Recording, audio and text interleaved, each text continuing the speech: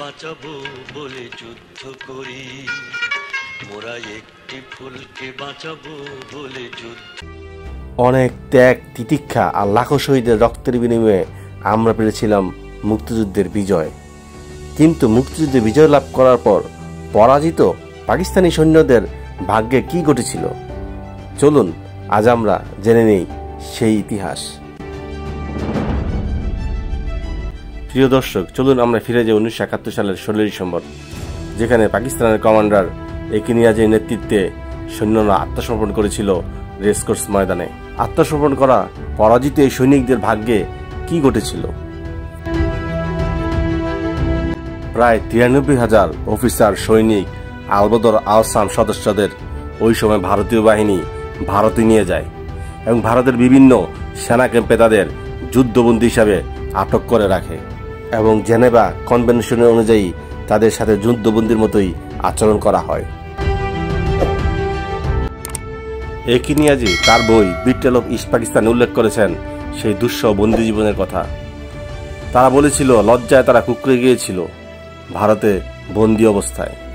এদিকে বাংলাদেশ সরকার 195 জন ঊর্ধ্বতন অফিসারের তালিকা প্রকাশ করে, যেই সব পাকিস্তানি অফিসাররা ওই সময় যুদ্ধ অপরাধ করেছিল এবং বাংলাদেশ চেয়েছিল সেই সমস্ত অফিসারদের বিচার করতে, কিন্তু বহুমুখী আন্তর্জাতিক চাপের কারণে তা করতে ব্যর্থ হয়।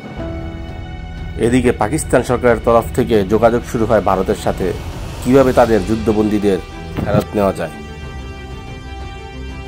অবশেষে 1972 সালের জুলাই মাসে ভুট্টো এবং ইন্দিরার মধ্যে সিমলা চুক্তি স্বাক্ষরিত হয়, যে চুক্তির মধ্য দিয়েই প্রথমবারের মতো ভারতে বন্দী পাকিস্তান সেনাদের প্রত্যাপনের বিষয়ে অগ্রগতি হয়।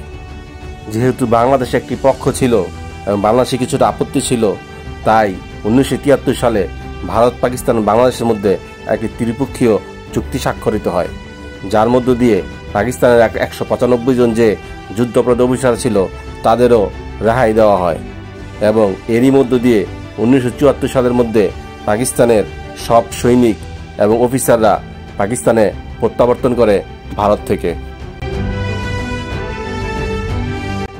পাকিস্তানে ফিরে যাওয়ার পর পাকিস্তানি কিছু অফিসার এবং সৈনিকরা তদন্ত কমিটির সম্মুখীন হয় এবং বেশ কিছু অফিসারের বিরুদ্ধে নিবিড় তদন্ত কার্যক্রম পরিচালনা করা হয় এবং হামিদুর রহমান কমিশন নামে একটি কমিশনও গঠিত হয়।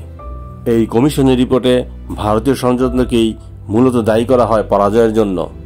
এছাড়াও ভৌগোলিক স্থান এবং রসদ পরিবহনের অসামঞ্জস্যতার কারণেও তাদের পরাজয় ঘটে বলে তারা মনে করে।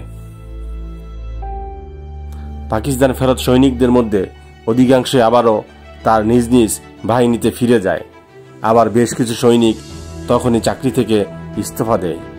এছাড়া বেশ কিছু অফিসারও চাকরি থেকে তখন অবসরে চলে যায়। এভাবে এই সৈনিকদের পুনর্বাসন হয়েছিল পাকিস্তান সেনাবাহিনীতে। কিছুর পরও পাকিস্তান সেনাবাহিনী প্রায় 5 থেকে 10 বছর পর্যন্ত তাদের এই গ্লানি বয়ে বেড়ায় এবং রাজনৈতিকভাবে পাকিস্তানে তারা বিভিন্ন মন্তব্যের শিকার হয়। তবে 10 বছরের ভিতরেই আবারও পাকিস্তান সেনাবাহিনী তাদের ক্ষমতার লাইমলাইটে চলে আসে। তবে ঐতিহাসিকরা মনে করে পাকিস্তানের পরাজয় আজীবন ইতিহাসের পাতায় লেখা থাকবে। তারা মুক্তিযুদ্ধে বাংলাদেশের নিকট পরাজিত হয়েছিল এবং লজ্জিত এবং ঘৃণিতভাবে তাদের দেশে প্রত্যাবর্তন করেছিল।